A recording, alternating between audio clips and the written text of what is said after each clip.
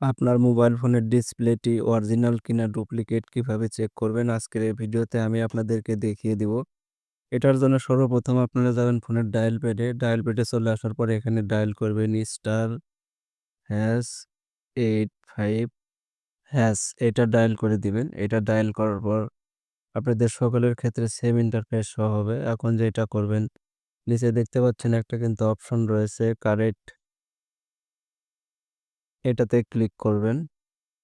তো আমি এই কারেক্টে ক্লিক করে দেব। এটাতে ক্লিক করার পর আপনাদের সকলের ক্ষেত্রে কিন্তু সেম ইন্টারফেস শো হবে। এখানে কিন্তু অনেকগুলো অপশন চলে আসছে।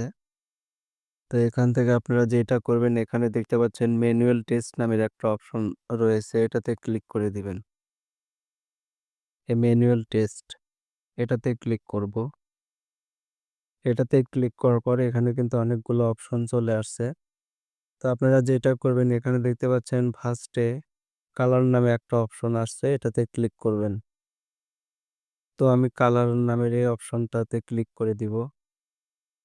এটাতে ক্লিক করার পর এখানে দেখতে পাচ্ছেন এরকম কিন্তু অনেকগুলো সলিড কালার আসবে। এখানে কিন্তু অনেকগুলো সলিড কালার এরকম আসবে। ক্লিক করবেন, অন্যান্য কিন্তু কালার আসবে।